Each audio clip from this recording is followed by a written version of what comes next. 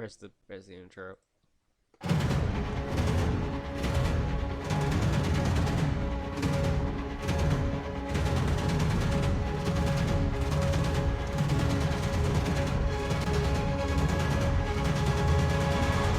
Hachimi, welcome to the Byzantian Brewscast with your host, Gary Jackson and Byzantian Dev, who is currently, I don't know. Hello? He exists. I do exist. And I'm drinking some Chica Cherry Cola. And we are here for another episode of the Byzantian Brewscast. And we are... Hang on a minute. The alarm's going off. We're under attack! Okay. There's a Zaku on the loose. Hang on a minute. Well, No, again. just kidding. Just kidding. Oh, it's the Red Comet. No, not that one. It's like a red version of the Comet store, you know. It's Chaz. it's Rather just than Char. no. It's like Char, but he's in like you know the the Comet van. It's like, oh, I've got some computer parts to deliver to you. Is Comet still around? I think they closed, didn't they, Comet? Wouldn't the Buddha be like charred or something? He's just got a horrible burn. He just burnt. Yeah. So this is Char. Your Uber Eats delivery has arrived. Oh, okay. Wow, it got here 3 times faster than your usual Uber driver. Well, he's got to afford these mobile frames somehow. Yeah, considering he does like commission his own specific versions of things fairly often, where's he getting the money from? He does have a slight obsession with the color red. Yeah. Like he can't even that's being something like pens. Exists on different red pens. Doesn't work anywhere with a uniform that's not red. Yep, he's got a red Toyota Auris, as we discussed in a previous episode. For some reason. He probably only eats McDonald's because it comes in red packaging. He doesn't eat any other fast food company. Oh yeah, that's got to be on his war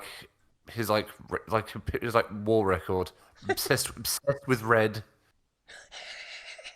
I spent adult money on it. Anyway, what are we even up to this week? I've had a really weird day. Oh no. It would be a little weird because I had a few drinks last night. Celebrated 4th of July because it'd be funny. It's been 2:50. But why not? That's a bit of fun with it. So I woke up fine. Only mildly hungover. That's fine. But I had to go into. The only thing I had to do was go into Aldi. I did that. That was fine. But what ended up happening was, as I was on the way back from Aldi, and got my phone screen fixed because it was ever so slightly cracked from a slight drop. Yeah. I see a small, terrier sprinting down the road. Oh no! Middle of the road. Being chased by someone trying to, I presume, catch it and return it to its owner. So then I turn around and I try and find where this dog's gone. No idea where it got to. Right. So I must have told half the shops in certain Coldfield about this, seeing this dog, going shop to shop. God knows I'm not going to catch it. Then after about an hour of that, I figure out I've done about as much as I can do. The other guy was literally looking in his car. Yeah, to end up playing Good Samaritan, trying to find this dog for an hour, and I hope they find it, as it was doing a runner. And then I figure out, right, okay, I'll just go home. It's been this one thing has turned to 3 things. Then my phone starts having really weird problems. It's just the sensors not picking up my fingers, so I can actually turn the thing on and actually get into my phone. That's weird. So I go back into the shop I had the thing repaired at, and then it starts getting real sensitive. And it turns out you just have to reset it. So I've been Googling God knows what, about why it's happening. Or sometimes a new update to the software can do it. Ah. Or if it gets too wet somehow, it's just been so I've had to go out like twice to sort the same thing out. Just ended up trying to find a missing dog. It was not on my list of things to do. It's been a weird day. Yikes. I'm just kind of tired. Yeah, just things ballooned from nowhere today. It's very weird. Oh, that sounds awful. Yeah, well, hopefully the dog's all right. So have you seen? Yeah, hopefully the dog's okay. Well, no. If anyone does happen to see a small brown terrier running about the place, it was in Sutton Coldfield at about 12 a.m. So just to, I don't know, hope the off chance that someone else does spot it. Don't know its name or anything, or who owns it. Neither did the other guy. Yeah. So yes, that was my day until I had a bit of a nap. I was like, right, I'm done. I haven't had lunch yet, and it's 2 p.m. in the afternoon. Yeah. It's been my day. My day has been fairly boring. I say boring. I woke up at 12. I had a cup of tea. I did my preaching thing for the day. And then I just spent some time doing a bit of writing and some Gundam stuff. I found out, weirdly, that, what's the one with crossbones in it? What's the... F91, weirdly, has its own version of the Gyan in it. Oh. It's like a fancier Gyan with a rectangular shield. And I'm like, it's my silly son, except he looks slightly more grown up now. Still has the same kind of goofy head style, though. That is a choice. Just change the shield, and that's it. I'll show you the... No, not the... Yeah. Yeah, the RF Gyan. Yeah, it's the RF Gyan. Here it is. Oh, that's the card. I don't want to see the card. I want to see it actually in the show. Apparently, it's one of the rarest used by Mars Zeon. Oh, okay. Here we are. Okay, this... Please wait while we verify you're not a bot. Shut up. I guess it's from the manga, I guess. Specifically, which probably makes sense. I'll DM you it. Okay. It's also blue in this version. Well, not this particular one, but apparently the newer version is blue with like some golden. Wait, Blue's usually the ace color in early Gundam. Yeah.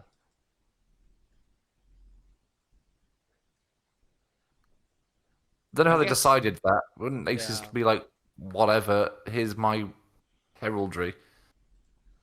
No, that's the Genkai. It's funny, the more you think about it, there's really not a lot of people pilots that use like camouflage patterns in Gundam in any series. Yeah. Here's a slightly better version of it. Okay. There we go. There we go. Okay. It still looks like a Kingdom Hearts boss, but like a different one this time. Ironically, it actually looks more like the Kingdom Hearts boss from Birth by Sleep instead, the one that is more modular. Just like from the Aladdin levels, doesn't it? It was from the Hollow Bastion one of Birth by Sleep. It's the one where that Ventus, Terra, and Aqua fight together. Yes. This is a better look at the shield on this card.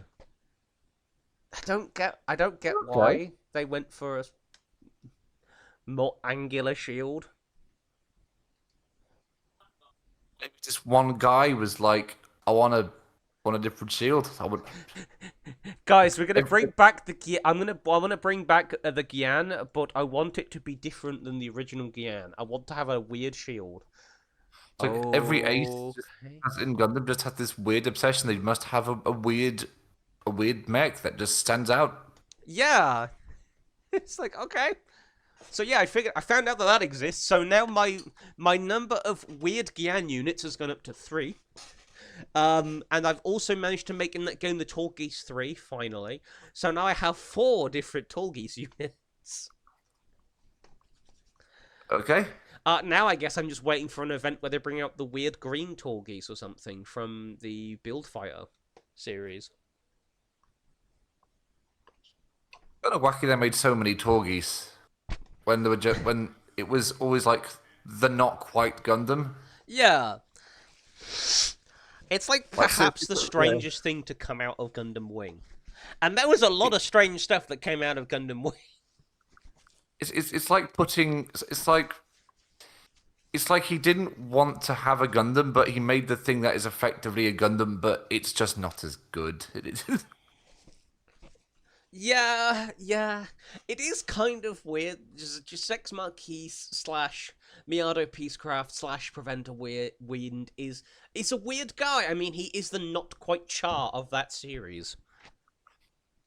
Yeah, I can see it. Even down to the I'm going to change my name 3 times.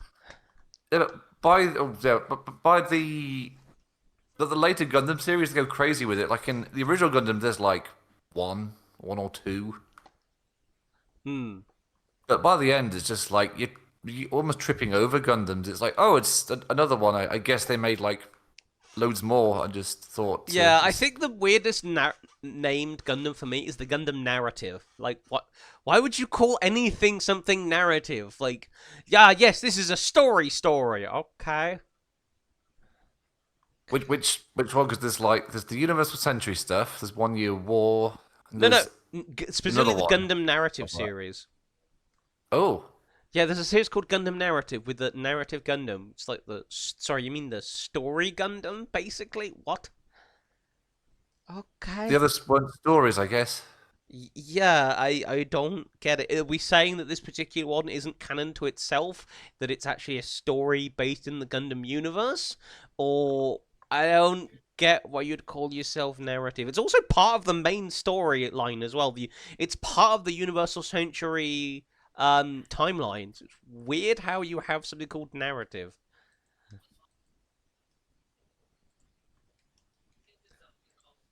I'm sorry, this is become Gundam chat. Which is kind of apt because, of course, we're, 2 months away from Gundam Assemble coming out? Oh, I think that's right. It'd be nice to actually know the rules because they've had these miniatures a while now. Yeah, I'm hoping that we will see more wing stuff to go with the existing wing units. In December, I believe it is. So we're getting wing. Do you say Wing Zero? Wing, Death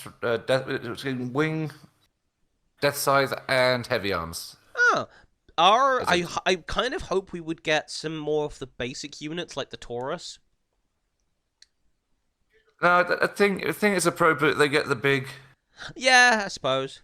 You get the most marketable ones first.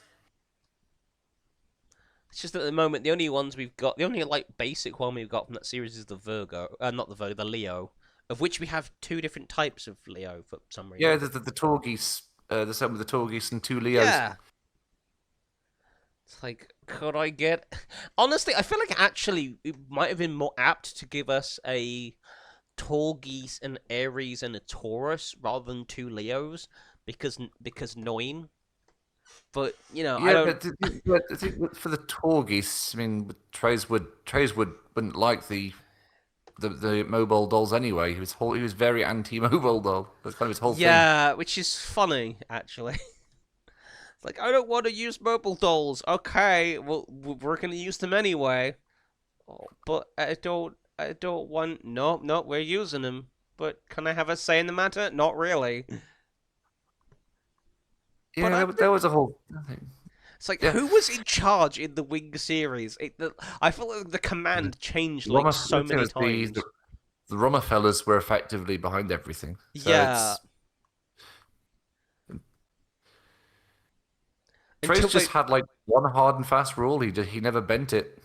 Yeah, he's weirdly like noble compared to like everyone else in that shit series. Yeah, for someone who's openly antagonistic to, well, he's not entirely a dick.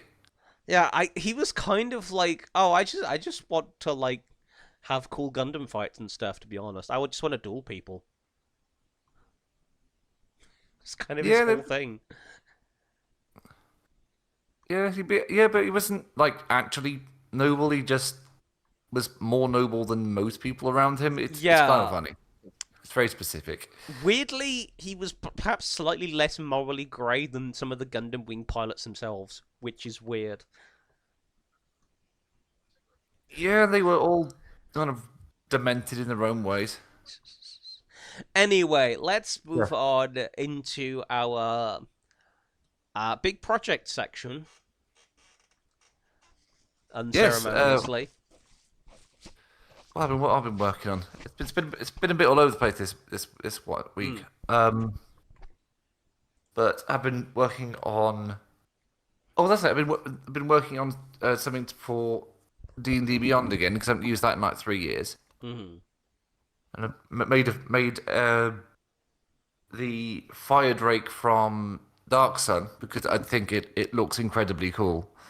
Uh, that was fun. It's like their equivalent of dragons because Dark Sun just doesn't have their own naturally occurring dragons, which is kind of nice. Hmm. That and the art, but I tried and find it, but for some reason it's an image that just the image disappeared from the internet for some reason outside of the one I took. It's very Right. strange. Yeah, it's a shame because the artwork they did, it was one of those monsters that's so just rule of cool, Mm-hmm. but in the best possible way. There he is. It's like they saw a Spinosaurus and said, "Oh, put it on fire, put it on fire, and it'll be really cool." It's got Silence from the Magic, so we're working on that. But I was really quite surprised by what happened to it when I haven't worked on it for years. Because now you can see what's the most popular in in all the stuff you've put out. Yeah. I was really surprised by what was the most watched thing on there because it's not what I would have gone with myself. Hmm. I think the most popular thing was like a small like dinosaur called the Abarcosaur that did really well for some reason. Uh huh. Not was kind of not a particularly interesting monster. It was fine for what it was. The second most popular thing, Bandit Thug. I just made a more strength-based bandit. That was the entire gimmick, and that was it wasn't like mega popular or anything, but that was the most watched thing, the second most watched thing on there. Yeah, I guess it's like sometimes the most basic thing is what becomes popular in D&D stuff, homebrew wise, because it's like, oh, I need a specific basic thing, and I can't be asked to make it myself. Yeah, it's kind of weird. I thought it's got some pretty bespoke stuff on there. That's just there we are. So let's have a look at it. Some of them are even I forget doing some of these because I had like a year where I did one for an entry every day for October. So I did loads of these. Some of the Dark Sun stuff did get some interest. That's good. But yeah, some of the setting specific stuff. Let's have a look. Where is it? Where's Bandit Thug? There, yeah, 51 ads. People added that. Wow. So it's like, huh? I thought that was like one of my most boring ones, but apparently other people think otherwise.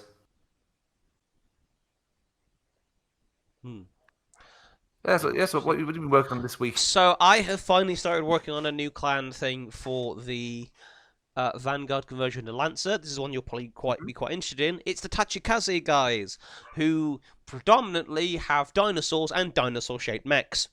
Oh, that was convenient that I mentioned that. So I've started some of their grade 0 stuff, so their basic sort of weak basic mechs. There's 2 defensive types. One which has a Thorns ability, so when you hit it in melee, you also take damage.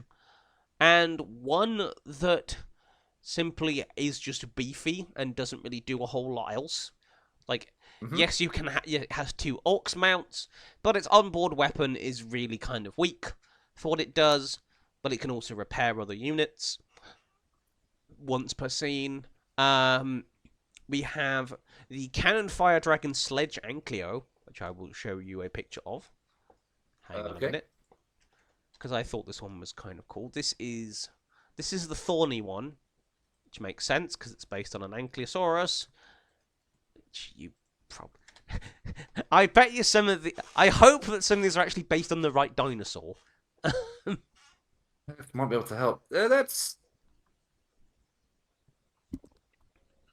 is just a robot ankylosaur of some type. Yeah. That is as it is written on the card.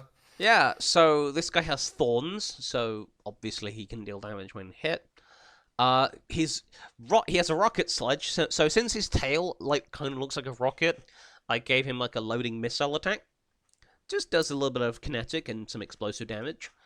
If it's not loaded with a missile, he can use it for claw sledge, which is just a 1 kinetic damage, but it deals shredded, inflicts a shredded condition if the difference between the hit roll is 5 or greater, can only be used when the mount is unloaded. They can also fire that rocket, which is a range 6 loading, has loading and blast 1. It's a D3 explosive, uses the same mount as rocket sledge, and does use the same loading mechanism. It can also use Spike Blast, which is a blast 1 on self, which deals 1 kinetic. Which doesn't sound like particularly good, but if you have like 4 or 5 units around you, it hits all of them, so... Okay, yeah, that's fine. It's pretty basic. No, that definitely looks like a proper, like, tank of a unit rather than like this is not an agile thing. Yeah, so it's more of a defensive type. So it has high health, low. Because the whole thing with the ankylosaurs was that their best weapons actually behind them. I'm actually not quite sure where the cockpit would be specifically. I guess like somewhere in the center of the thing. Yeah, because it's weird. A lot of like mech stuff, the cockpit is in the head, but there's no real reason it needs to be. Yeah. Although aren't a lot of Gundams, like for example, Gundams have a cockpit in the center, not the head, and the head's a camera. That's true. And Zone of the Enders, it's sometimes literally in the cock. I also think with some of these, like some of the more like quadrupedal flat ones, because they're smaller, like it's probably one of those like weird laying down cockpits kind of thing. Yeah. You're kind of like crawling. It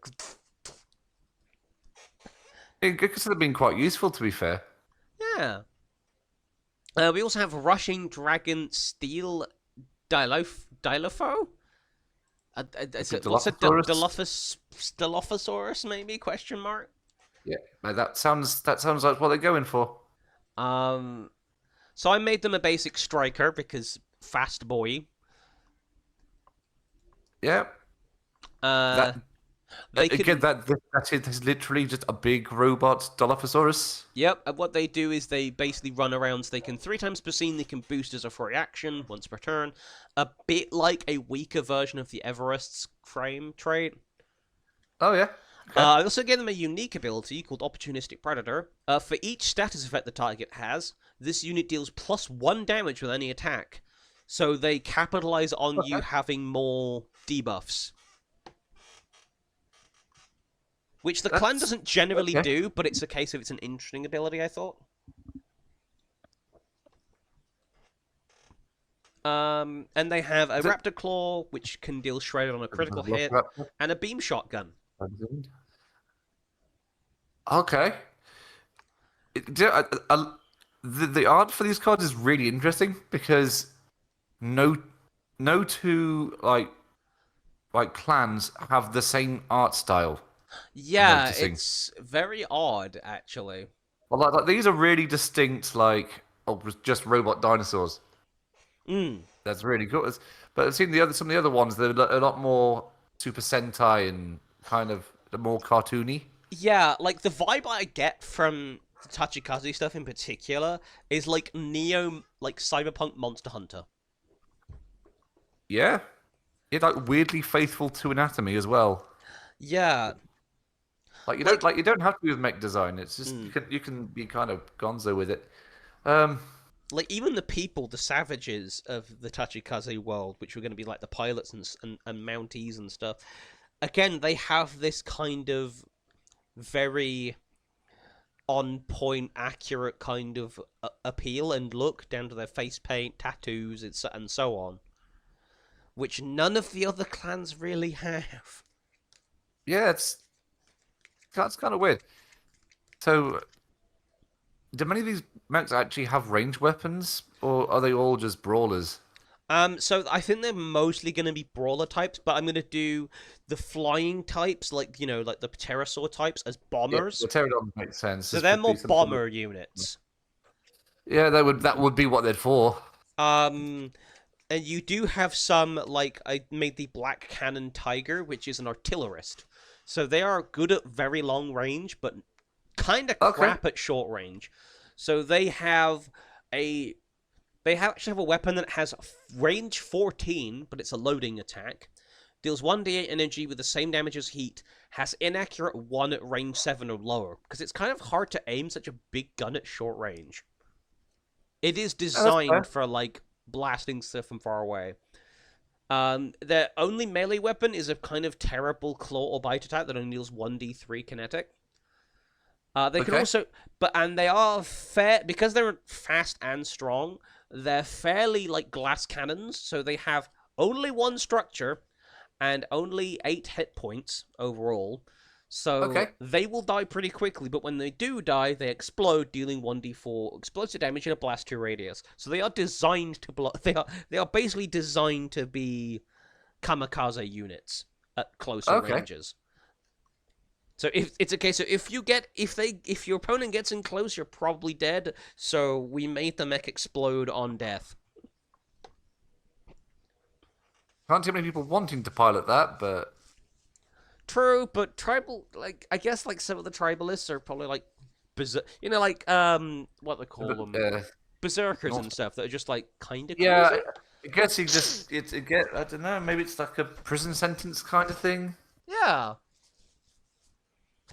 Or it's like oh, you have dishonored the clan.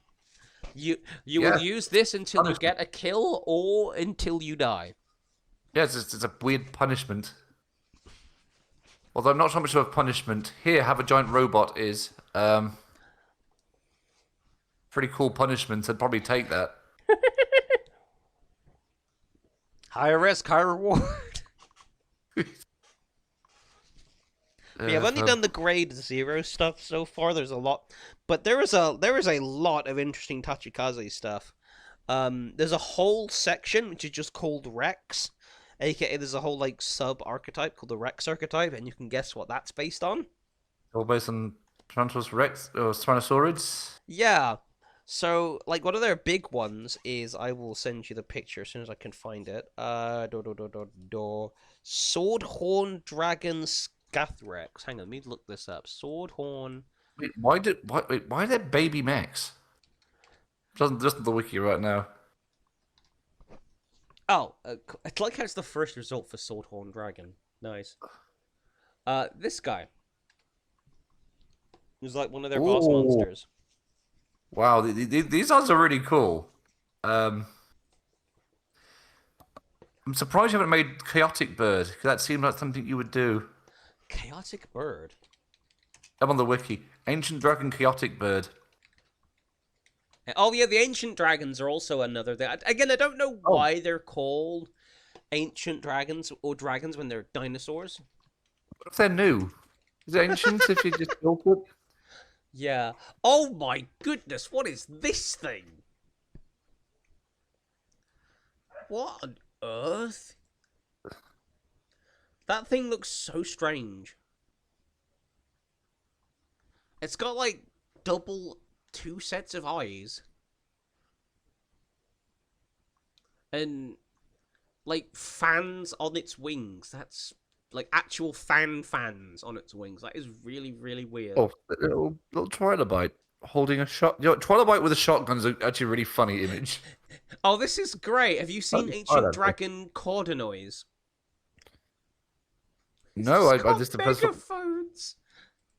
Just makes noise, I guess. Look at this! Look at this absolute goober. It's like it's like it's like a one-man band marching along. Oh, some of these are just brilliant. Where's their grade 4? Because they also do have a grade 4 units, which are kind of mental. Here we go. Yeah. Are we sure these? Are we sure these are mechs? Or have they just like strapped weapons onto like giant dinosaurs? Because some of them look like dinosaurs with weapons attached to them, but some of them do look like entirely mechanical. Yeah. But yeah, that's their grade 4 unit. Oh, leader Ammonite. Let's have a look. Guy has like. Whoa, Guy is made of guns. Design. That's a design and a half. How much of the dragon is a dragon, and how much of it is just gun? Not very pearly as well. Yeah, it's just like the Mordaka of dragons. It looks like what's it? Chimera Fiend Over the Chimera Tech Over Dragon. Yeah. If it was designed by the Digimon designers. Because do you hear there's some strange rules about you can't show realist-looking guns on the cards? Yes. This is like if you got the Digimon team to design a Yu-Gi-Oh card, you end up with this thing. Yeah. It would probably be a virus as well. Oh, here's the Rex grade 4, or one of them anyway, because they have 2. Oh, wow! That is just a load of T-Rex heads. Yeah, it's like a twin-headed. No, actually, whoa! It's like 5-headed. That's no wait. 1, 2, 3, 6 heads. Dang. It's like not quite Tiamat. Dynomat or something. I love this little descriptor of like they've all got a little motto on them or something. The perfect switch of impulse. That is Rex. It's lesser like a scary sentence, more like, oh, by the way. Yeah. This is Rex. Say hi.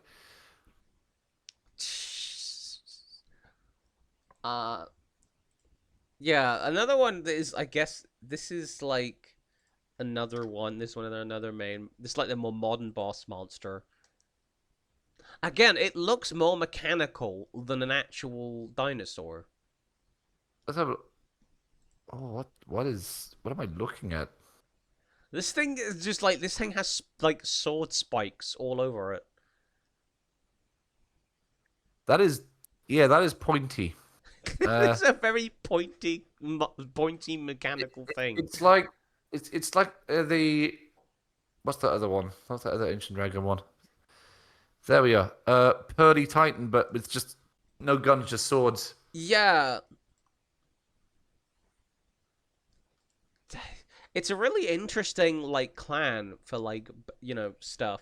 Because, again, there are, in fact, just regular dinosaurs in this, as you've seen. But there's just, like, why are there tribal people with, like, dinosaur mechs? I don't get it. I think the reason they're still tribal is because these mechs cost so much money, they can't afford to not live in caves and stuff.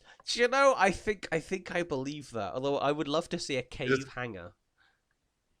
Like if you're a society that can afford to have mechs, they probably should be above tribal culture, but they're just that expensive, I guess.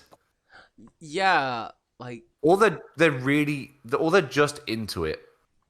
The law that I gave them for the Lancer stuff is that they build these mechs out of basically scraps that fall from the sky, giving that kind of like meteor aesthetic of just there's this like Brandt Gate thing that showed up. Take it apart and make a dinosaur out of it, so he can hunt dinosaurs more effectively on their level. That's fair. That's what... That's kind of the argument I gave for it. So like, how do I Oh my make goodness, this make sense? some of this art goes really, really hard. Yeah. Like, but yeah, most of their like dinosaurs are either like completely mechanical or they're like augmented with all kinds of like extra bits of armor or whatever. even the elk is cool in this set. Yes, the elk is pretty cool. I don't get why there's a random mechanical elk, but there I think the is. just thing is animal shaped things. They're just like breaking like animals. But I suppose. Yeah, even like the patrol dragon scout there, this thing, like, is it naturally bomber shaped or is Yeah, that it's naturally occurring bomber shaped animal. like That looks like leathery. That doesn't look mechanical. It looks leathery, but it also has like weird mechanical bits. But its head is also completely organic. What is this thing? I guess I don't know. Maybe it's really hard to like strap mech bits to a dinosaur. It just doesn't like it. I guess. I guess that's true. It's like trying to like bathe a dog, but it's just really not keen. Bathe the dog. I love that idea. It's just I don't want it. Don't want a missile launched on my back. That's there. Oh, here we go. Here's something that's like basically not mechanical at all. Although weirdly, I guess it still looks like cyborgish, but that looks all scaly apart from like a bit of armor plating. The rest of it looks fairly normal. It's a Godzilla monster. Yeah, it's like Wait, his name's Cyber Lonerus? Is it just like left alone? They thought, I know what I'll call it. Lonerus. It's got a little emo. The shading looks like it's got a bit of an emo haircut too. Kind of perfect. Oh, I can't wait to do more of these because some of these are just extremely silly. But like in a good way, silly.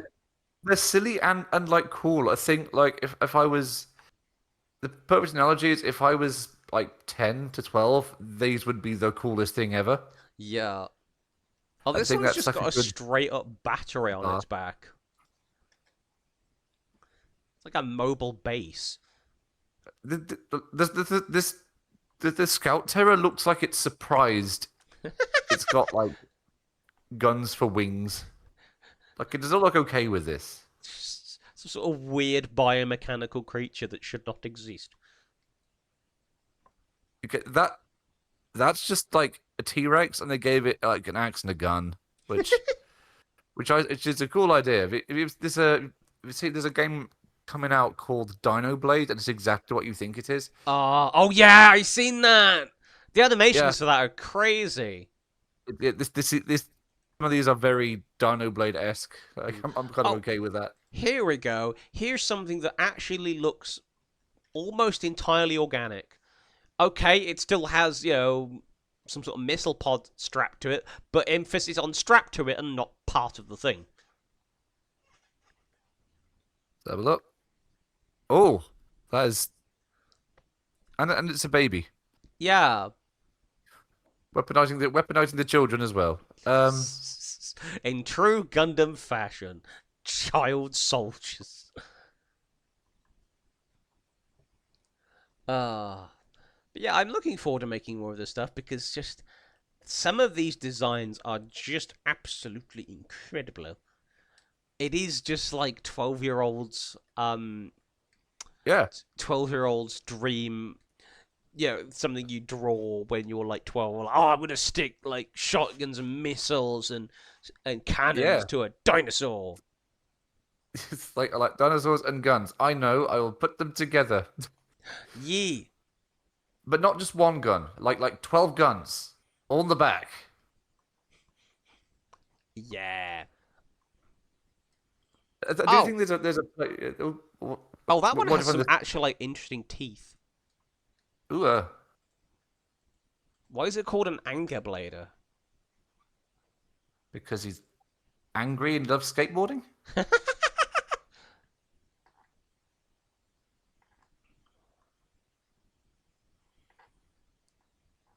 But yeah, this is an interesting clan to do work for.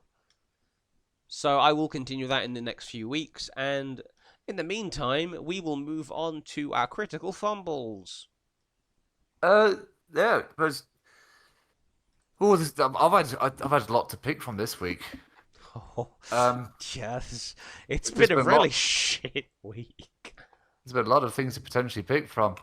But what I've actually settled on is right. So you're familiar with the studio Supermassive Studios? Vaguely. So they did what is it? The Until Dawn games. If you Oh, played any of those them, guys. yeah, Yeah. those guys. I believe I'll try and get the full extent of it, but I believe they're having to lay off a lot of people because the last game didn't do so good. Oh. Yeah. Oh It was it no. Directive 8020. I did see someone actually play it. Hmm. Um, it just looked like, how do I describe it? Have you ever seen The Thing? Yes. It's like low budget The Thing, but Oh. without but without but if the intrigue wasn't as good, Right.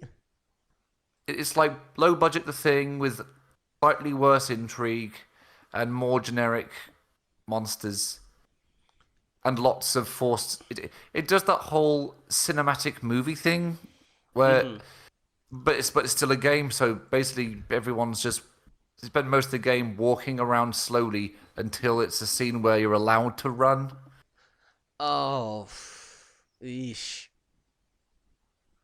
I've never been fond of that concept. Yeah, the worst one is I love the game, but Fable 2.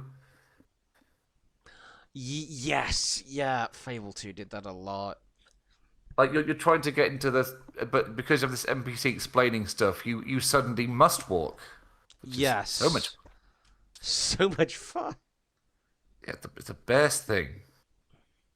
Um, yeah. So the failure of it was linked mostly to Directive 8020 because the game was just a little bit generic. Because I I kind of occasionally find those pretty interesting games, even if they're better movies than games. Hmm. Like, I loved Until Dawn 1. That was really, really solid. And then some of them are a bit naff, like, I think it was Little Hope, if you remember that one. That one wasn't so great because like it's one of those times I predicted the ending before you ever got to the ending. Oh, that's like the worst. But it's not a short game. It just keeps on going, and like, it's keeping this mystery, and it's like, yeah, but thinking about it is already. But yeah, sure, go on.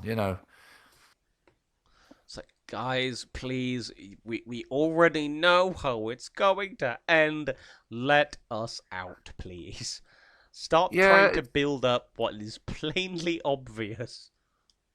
yeah. It's like the series as a whole is just kind of mid. Like the first one, I think people give it more of a pass because A was the first one, Hmm. and it's looking at mythology you don't tend to see much. Even Hmm. if it is Wendigo, you don't tend to see it done this way. It was pretty good for the time.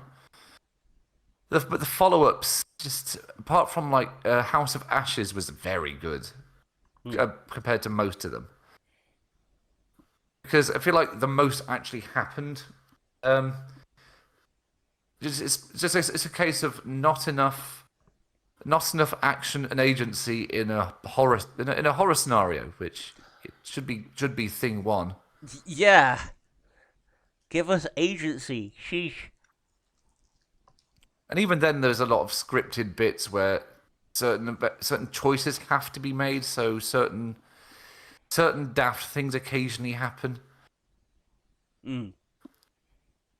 And I think part of it was, and I'm not sure how much of this is true, but it's you're familiar with the idea that some people have that when they hire hire female models and female actresses for the actual mocap roles.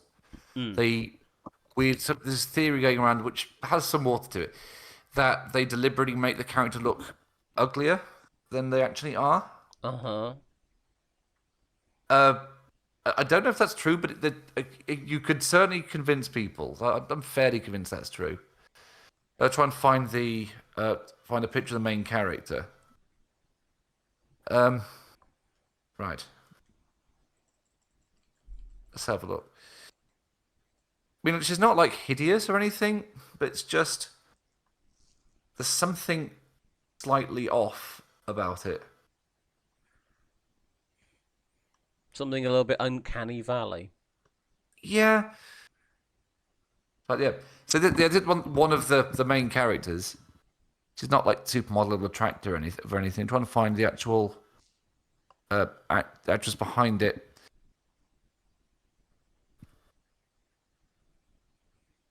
I think the most notable one is like Ubisoft. Hmm. So oh no, you know what? Actually, that one's kind of uncannily on point. That is literally just her face. But some people didn't like it because it looked just kind of generic. Sorry, whoever this lady is, I wholeheartedly apologize. However, this face is giving, I didn't ask you to put jalapenos on my Subway sandwich and you're doing it anyway energy. So you're telling me it's not giving, I'm stuck on a ship full of shape-shifting mutants that pretending to be my friends? No, not really. This looks more like mild concern rather than fear. Like, this is the kind of concern when you're too polite to point out what's concerning you. But I think the character is canonically British. You know, that makes a lot of sense. Of just like, there's a terrifying alien in front of me, but it would be rude to scream. It would be rude to scream. Be polite. We can't have that. Yeah, so that's I think what it is that this expression is not doing her much justice. Is the thing. No, yeah, I think that's most of it. It's not. You've heard the expression "looking like a slapped ass." Yes. Yeah, it's not a very flattering expression. Is the problem? I think. No, I think Ubisoft does it a little bit. I'll try and find some examples. Yeah. Ubisoft I reckon that's probably the problem. I don't think it's as much that the characters are ugly. It's just that the facial expressions that they are given are ugly facial expressions. And so, characters that are otherwise fairly realistic and fairly mundane appearance-wise become uglier looking because they're not exactly given the best of lighting in shots and facial expressions. Maybe it's bad direction. Yeah, I think it just comes down to bad direction. It's just, you know what it is? It's developers. Developers have not looked outside. Developers do not know how humans actually act, some of them. And so they're like, oh, this is how people should look when they look confused or concerned, right? This is how people should look. If you want that, have you ever looked up the early Warhammer figures for women? Oh my lord. Yeah. Or it's like, like mid-frame faces of like The Simpsons and stuff early on.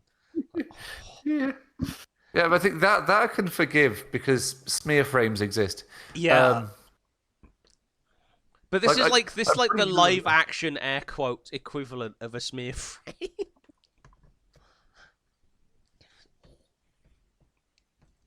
What have you found for this week? So I have a really, really weird one. Ooh. And that is, so I have been listening to some of the Gundam openings lately. Have you heard of the opening for Turn A Gundam? No. So every other Gundam show says the title in like a Japanese kind of guy voice. Turn A? No, it's like British or American or something. They got some like it is so out of place that it is just mind-bogglingly weird. Huh. Yeah, it's so bizarre. Is it usually that they're right? It depends on the show, but some of them, the early ones are quite jazzy. Yeah, the guy sounds. So let's have a listen. The guy sounds like really British. He sounds like he's from the south or something. It's like what? Also, the backing like wee. It's like why? Why is this? Okay. Turn A Gundam. Yeah! It's like, who approved this? Why? Okay then. Why? Oh my god. I don't have any idea why. Also, that was the guy they went with. Have you ever seen the joke video of the Ringles? Yes, yeah. It feels like the Ringles are playing drums on this one because the mixing's a bit off. Yeah. It also sounds like one of the Ringles is like, the guy who said it. Turn A Gundam. Turn A Gundam. It's like you're doing a very bad Brummie accent. What? It's like Japanese man tries to be from Birmingham. That's not a Gundam series. You know what? That could be the best series or worst series of Gundam. I mean, given what I know about Turn A, it's already really weird. Because that's like the one with the alien. Yeah. That's a choice. Because that's like the one with that's the alien Gundam, isn't it? It's like, okay. It was made by an ancient race or something, and it just so happens to look like a Gundam. Okay. Then. It has a mustache. Yeah, except that its head is weirdly round for some reason. Yeah, I mean the theme's not bad apart from just the very strange opening. Yeah, and the very strangely mixed. Like the drums are so loud in that mix. Yeah, it is particularly strange. It's like, wait, this is a Gundam show? Yeah, it is jazzy at least, so it's got like that bit down. Yeah, it's just this is a very strange, very very weird. But it's a short critical fun, but I was like, this is why? Well, maybe they wanted it to sound alien and weird, so they did something it's just, they don't do. It's like tonal whiplash, though. It is like you've got like someone from down the road in Birmingham telling me about the show, and then the actual theme starts. It's like, okay. Yeah. Also, I saw I did the first mission in G Gundam with the fucking Nero Gundam. Italian Gundam. I'm fucking sorry, what? Is that the one from G? Honestly, that one's really cool. I like that one. Mm. It's one of the more sensible designs. Yeah, and then the other guy is like, oh, I summon my shining Gundam. It's like, is this Yu-Gi-Oh? And then G Gundam is hilarious. And then he just goes shining a finger. Like, oh yes, bloody finger. And then my brain is just like, did this come out after JoJo by any chance? No, it's more like the Dragon Ball Z of the Gundam anything. Oh, because like even the pilots are super powered. It gets ridiculous. Yeah.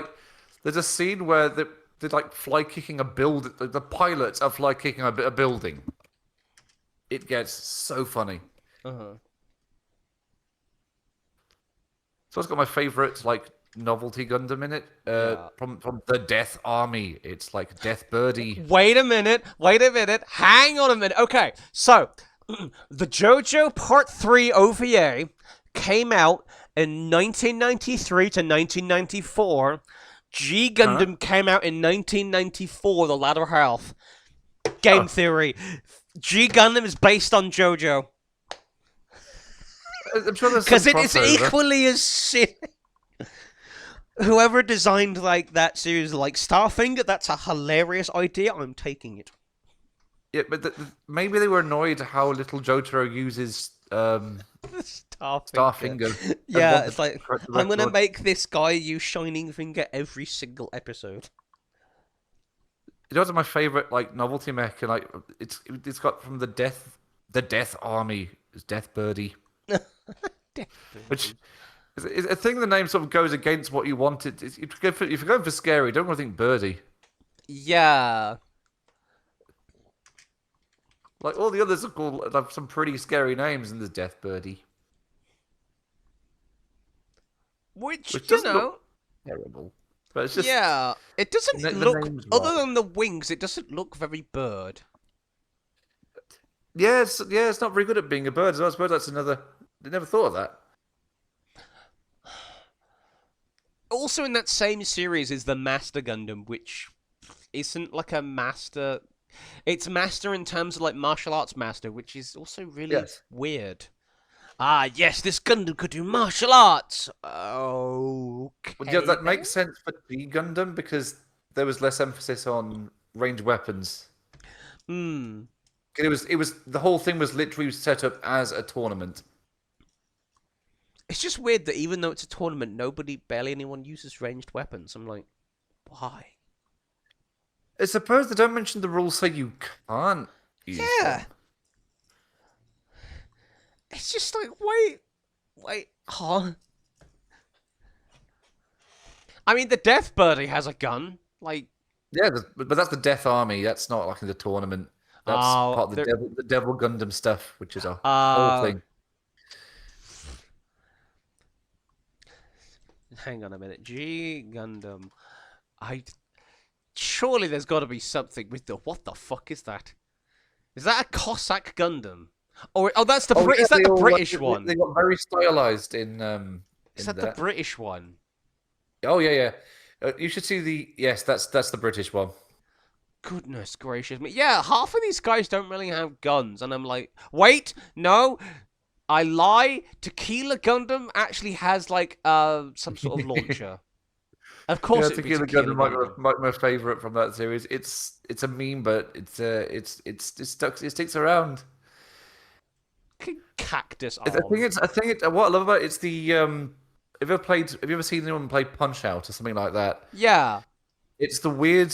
I like to call it the Japanese style of racism in media, where you're racist to everybody. Yes. So it kind of stops being racist.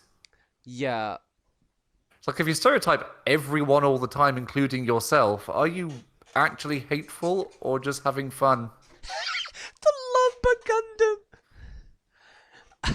I've got axes, eh? Except I'm not. Except they're in the arms, not with the handles pointing back. It's like F1, where every year I just hear updates to the rules because some team figured out a way to shave off 0.2 seconds off time. Yeah. Some of these designs, this is a critical fumble in itself, but like in a good, funny way. Like Yeah. the bull Gundam that's just like its Oh, cockpit is like a Spain. massive Toro bull Gundam. head. Yeah, like I've got a massive bull head. Okay then. How will we know if he's from Spain? I've got just the thing. Oh. I really think Meanwhile, they should have.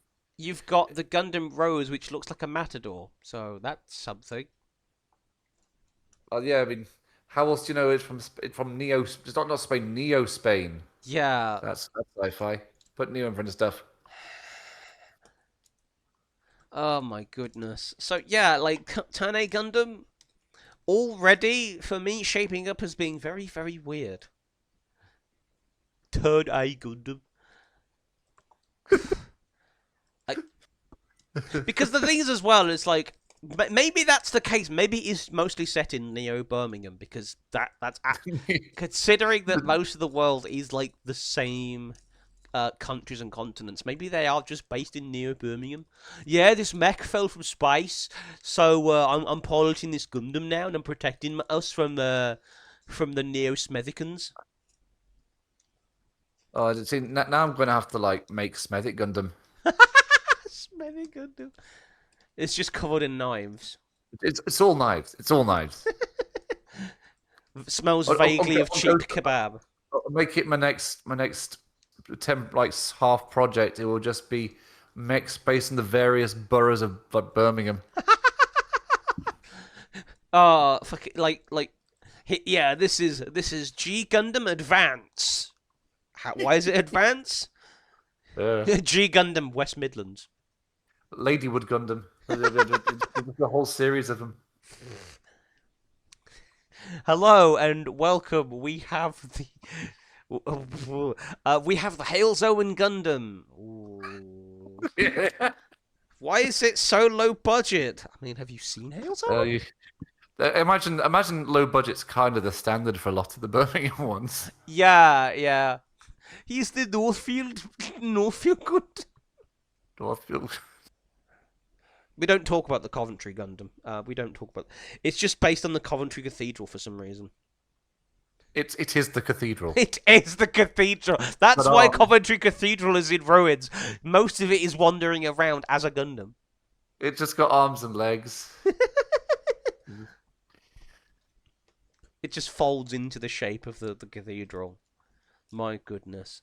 Right, talking of homebrew ideas, homebrew of the week. Yes, we didn't roll it because I was silly and forgot. But it was the theme was low-tech sci-fi. Yeah. I went back to The Doomed because I occasionally go back to that. That's just fun thing. And I came up with, rather than a horror or something, I came up with a whole scenario. There is it. Find it in my downloads. It was inspired by like the old White Dwarf magazine articles where they would have, when they used to have like new scenarios for Lord of the Rings, and they'd be very bespoke and weird. Yeah. So I sort of tried to input that into The Doomed, because it's one of those games with the book's quite dense. As in, okay, there's lots of stuff, but it's not.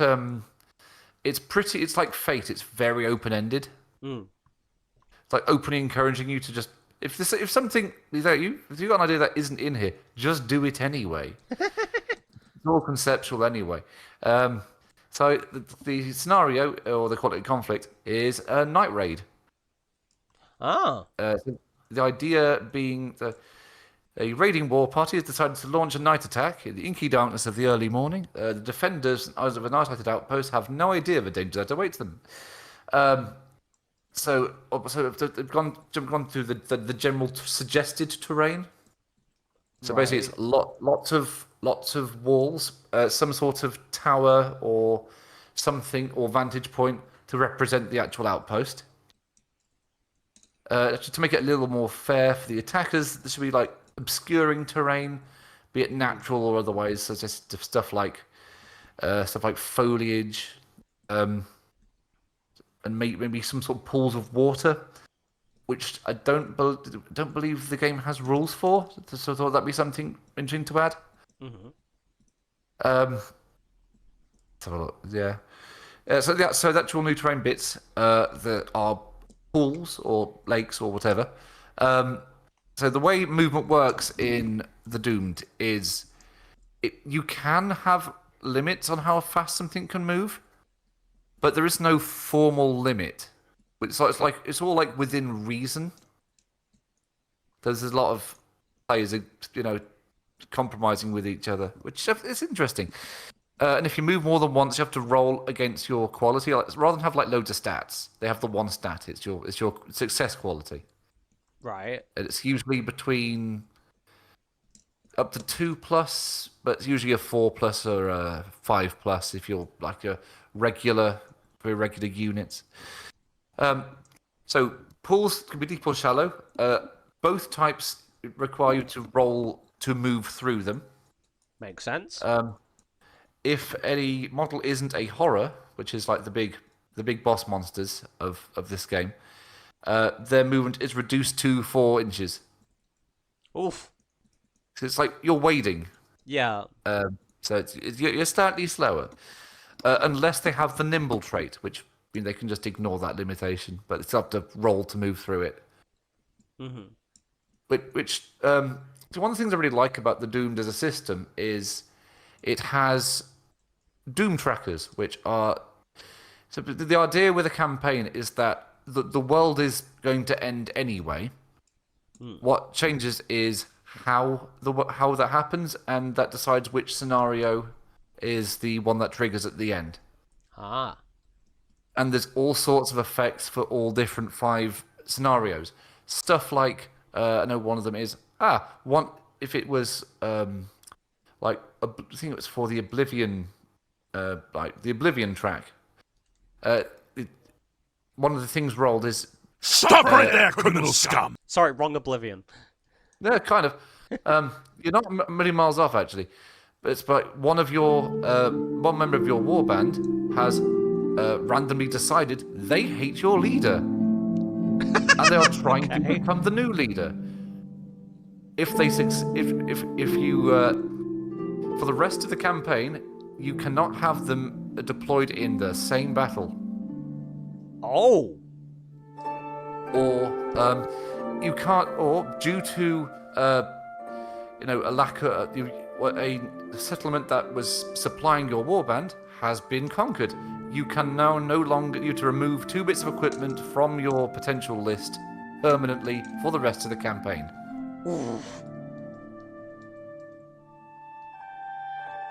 So there's a lot of stuff like that. So the warbands that you start with will look probably nothing at all like it is at the end, and probably a whole lot worse off. But then that's just the theme, not like the game's being a dick. The other one, important one, was Plague. I think it's in the Ruin track, where basically if a unit like a specialist already has the tough or nimble trait, they lose it.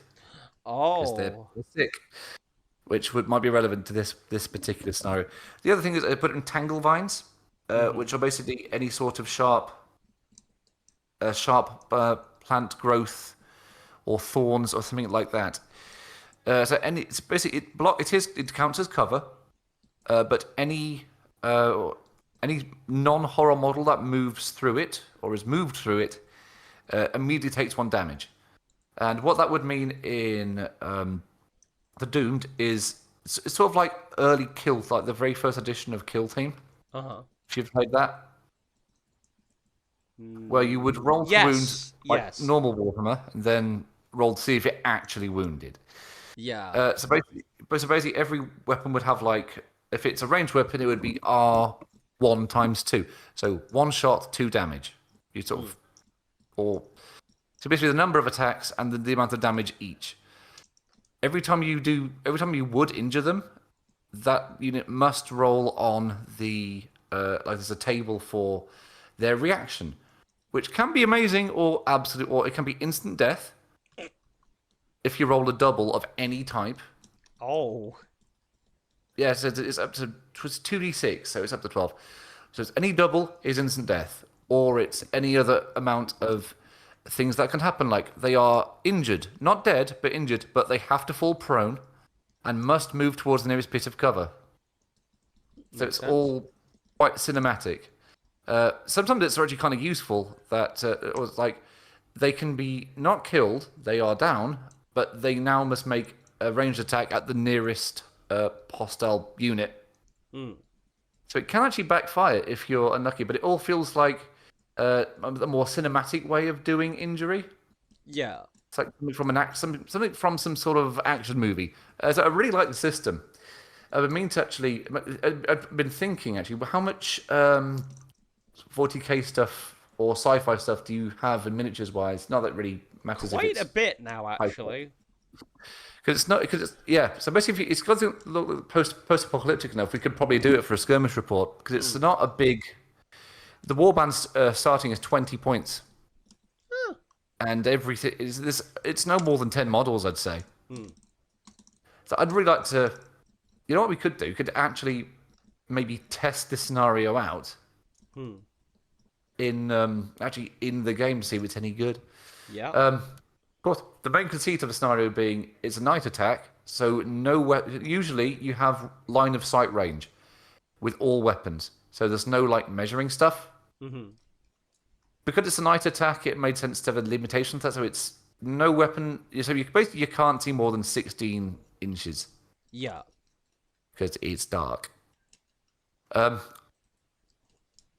been didn't quite get around to finishing it. Was toying around the idea of putting in a horror just for this scenario, which is basically it would have been. I'm trying to think of. Did you ever watch much of Batman Beyond back in the day? A little bit. I have seen the first 2 episodes. Yeah. So remember is it Earthshaker, Earth Mover? I was sort of inspired by that a little bit. Basically, it's a corpse which has sort of given sentience to an area of the earth, of the land itself. Mm-hmm. The plant life is super aggressive. So what it would do, especially with the tangle vines, it would move the tangle vines around and literally shift where models can and can't go. Interesting. And that's an attack all of its own. Oh no! It rotated the ball. It kind of actually. Yeah, that. Yeah, kind of. We're being attacked. What by? Dark symmetry. The world has rotated 5 times. That's the steadiest rule. No, but just that'd be a fun way to incorporate the terrain for this scenario into an exact thing. Mm-hmm. And the Doomed is full of conceptual things. Like one of the potential horrors is just a living embodiment of winter. So it's not out of the ballpark to just have a living, a massive plant growth become hostile and sentient. Just that, and it makes the terrain move differently. It forces the battlefield to change, because I find that's a problem with a lot of, especially like I know I played Warhammer a lot, but Warhammer, because the terrain can feel very static. Yes. And not very interesting. It's the same sort of corner buildings, the same sort of fixed positions, but it doesn't feel dynamic. So I thought it'd be cool to have to write a scenario where the terrain is actually moving and changing. And something that you're actively trying to fight, as well as the other warband, which is what the Doomed is all about. It's about effectively having a third automated player, which is the horror. Yeah, I forgot. One with a weird thing about the system I really like is, you know, the 5 Doom tracks that can with all the events that could potentially happen. The each player doesn't have the same Doom.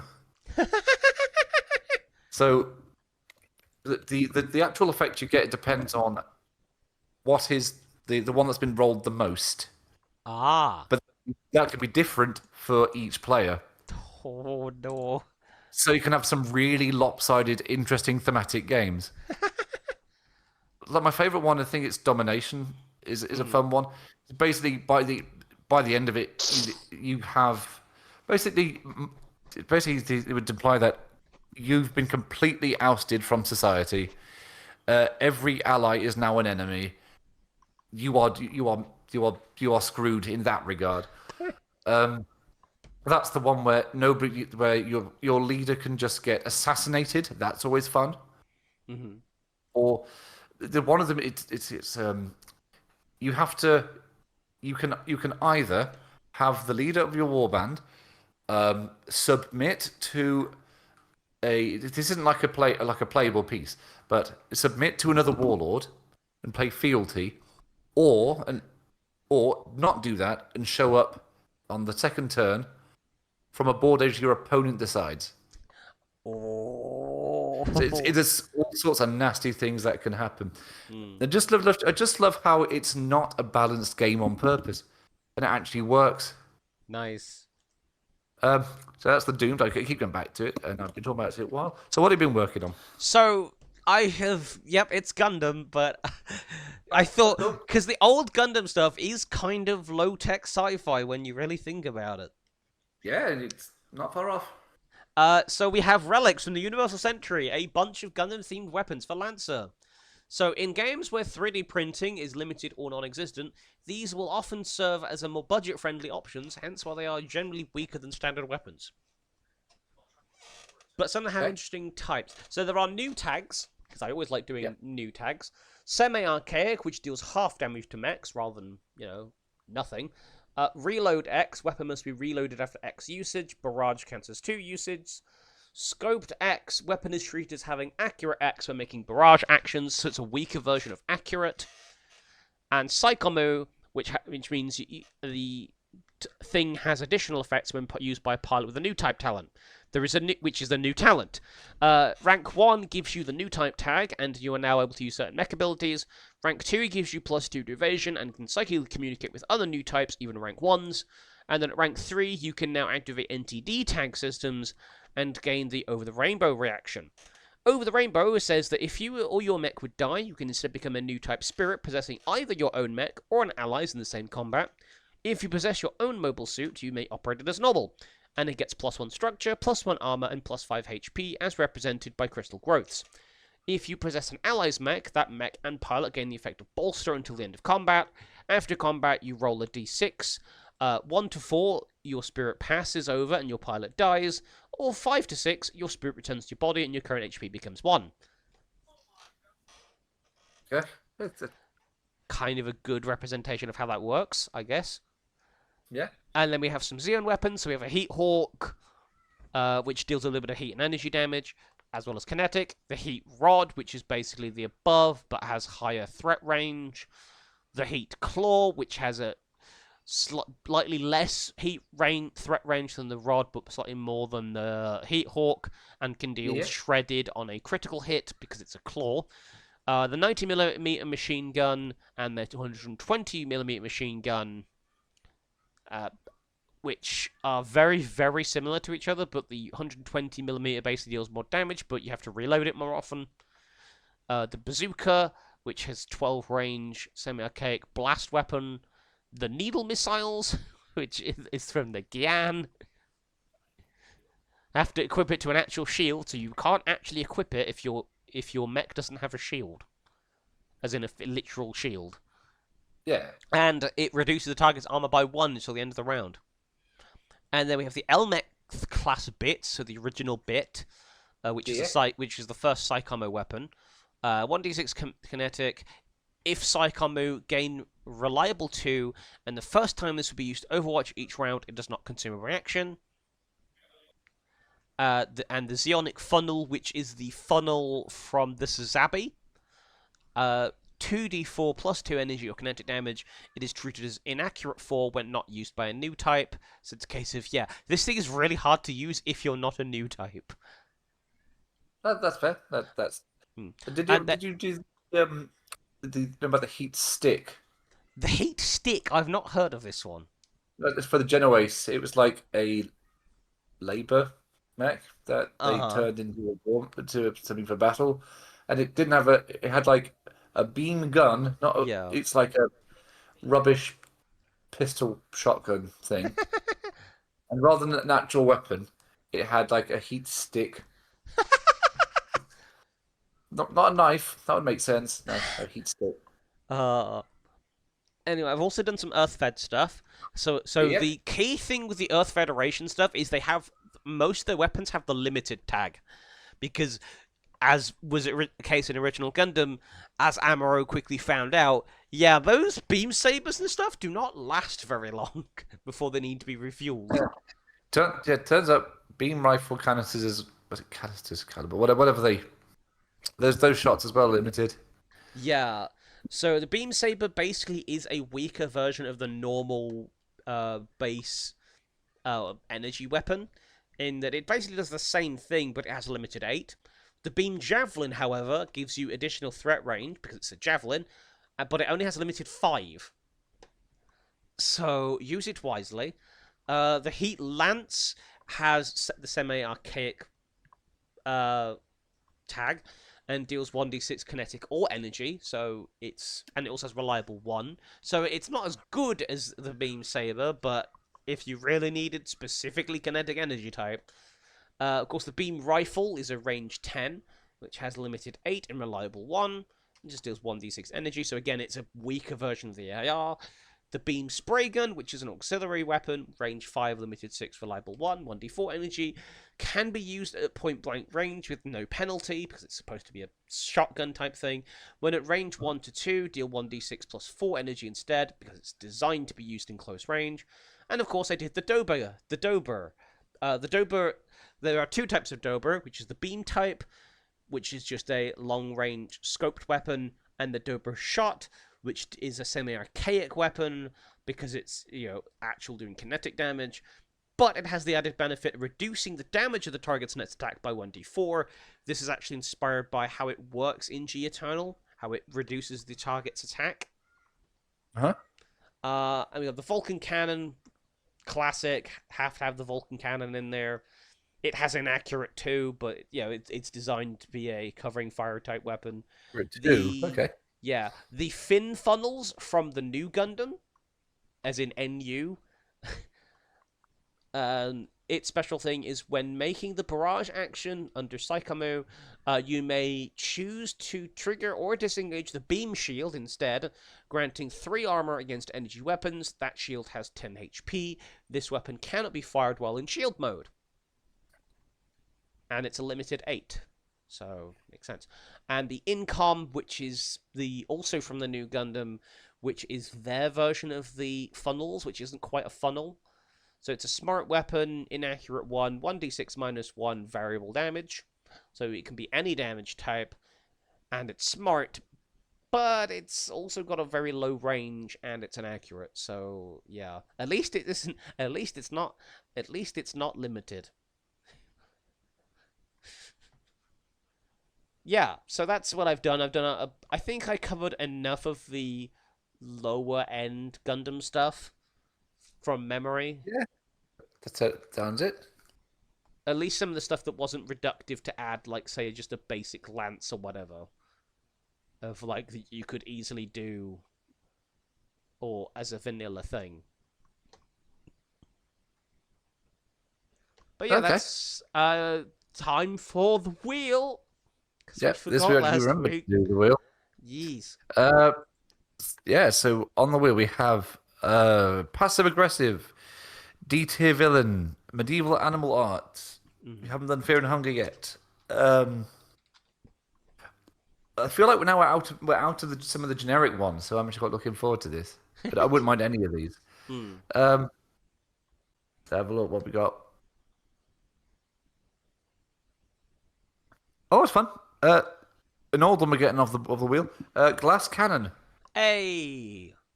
We are down to 4 though, so you probably should add some more to this wheel at some point. Yes. So glass cannon, which nice and open-ended. Any system available that works for me. Yeah. So for closing thoughts, I kind of want to be done with today. It's been a long day. And a good week, great weekend. It was the big Brum bucket, but still, I've had a long day. It has been a long day. It has been a day. It's been 24 whole hours. My closing thoughts are: I've been watching Euron play a lot of Mina the Hollower lately. It's a very cute game. It's really cute. I think in terms of RPGs, they've done really well with making that, actually. And the character design is absolutely on point. In a very suspiciously furry way, but you know what? It's fine. A lot of things are furry adjacent nowadays are fun with indie games. Yeah. I guess because, like, anthropomorphic animal is easy to draw? Question mark? And there's an obvious fan base for it. Yeah. Yeah. It's also largely an inoffensive character design choice, I guess. Yeah. Will you be watching the? I know it'd be silly o'clock, but the Sunday stream tonight? I'll try and catch it because they're usually quite good for Sunday. I might try. I mean, it's probably better than watching the England game. Sorry for any football fans in the audience. I'm not sorry. There's a thought. Like football. I got it would have been Friday. So yes, Friday just gone. I was doing the usual fundraising thing, and I got stopped by. Well, I got stopped. But we got stopped by someone from the BBC who was filming B-roll for something about the about the about the World Cup stuff going on, because all how I guess everyone's getting into it. And they, like many people before, confused Hetty the Hedgehog for a lion. I don't know why this happens a lot. This happens a lot, I guess. So I had to do a little bit of a dance while one of the street performers was playing like the steel drums until they figured they had enough B-roll. So it was very surreal. Okay. Especially given that now the costume's got like Hetty has her own ID badge now. Aww. It's like being laminated with Hetty the Hedgehog in big letters. So I don't know why they thought that people get it wrong. Or still, it's literally written on it. They're still like, no, that's a line. But because of that, I am ever so slightly. It does make you wonder about the state of the BBC in this country. Inaccurate reporting. That's clearly a hedgehog. No, I am now ever so slightly related to the goings on of the World Cup. Because of that, that's just a weird coincidence that happened. But that is incredible. I don't know if the B-roll made it into the footage, but I would like to know. That's your homework for this week, viewers. See if you could find Hetty the Hedgehog on the BBC. Dancing in the middle of Solihull for an awkward amount of time because they were not clear when he was going to stop playing. Oh man. Well, to those playing for England tonight, Best of luck. Best of luck. Don't fall over. I don't know who you're playing, but It's Mexico. Oh, you'll probably do fine then. Just yeah. You know, I don't really follow it, but I do actually want us to win this year. It would be nice. Because honestly, I think the joke of us in the World Cup is we always get to the semi-finals, and we keep talking about 1966 because we won that one time. Yeah. So it would be really nice to have new information, so we're not just talking about that one time in 1996 for once. I wonder who won the last few World Cups. Because I never actually follow the football. Argentina, France, Germany, Spain, and Italy. Oh, okay. Honestly, the most I've followed it this year is through hearing about the Americans they had a good time, being around the English and Scottish fans. Mm-hmm. And they've had a great time. Apparently, they really love the Scots. Yeah. Because did you hear about this? Apparently, there were bars that flat out ran out of beer on the weekend. They were having to take stock from the factories. Yeah. All in one weekend. A few thousand Scots show up, and pubs out of beer. Wow. And I've heard reports of English football fans refusing to leave a pub because, little known fact, that well, to me at least, American bars close at 10 p.m. And the British English were like, no, we will not leave. Just going to stay here. The police were called. Mm-hmm. Which, yeah, that sounds like us. That sounds like us at a pub. To be fair, Broad. That's very English of us. And there was a video going around of someone. I guess they booked a hotel for the World Cup, and he's got his not newborn, but very young baby son with him, and he's sort of like.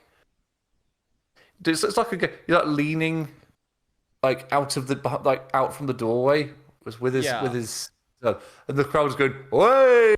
every time he's there. It's not sure it's for him or the baby at this point. The crowd's like going "Way!"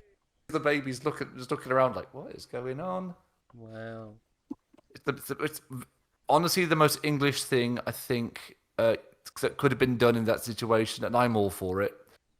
So I have been enjoying seeing Americans react to how people in Britain drink and generally behave around football. I don't think they were initially ready, but that was to be expected. Yeah. Wow. Yeah. Yeah. So yeah, I guess we'll raid out. Let me just go on to the twitch.tv, create a dashboard, get in the Venga bus, everyone. Ah! We like to party. We like to party. Ah! Just replace Yeah, the with a scream. I don't know if I mentioned it. I have actually seen the Venga Boys perform one time. Wow. At Pride in about 2014. 2015. They were there, and I was there for that one. He was like, you know what? I'm never going to actively do this again. Mm-hmm. I'm never going to actively want to see the Venga Boys again in my life. So let's just see them now. Amazing. They were wearing like...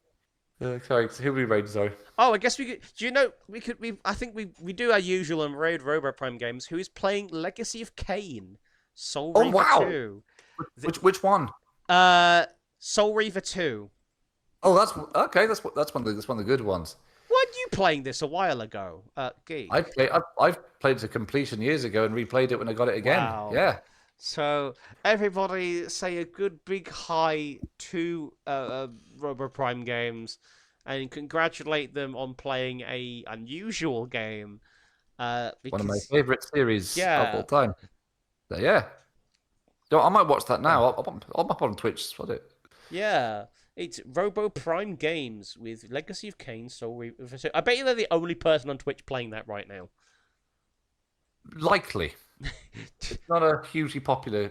Right. It was popular in some time.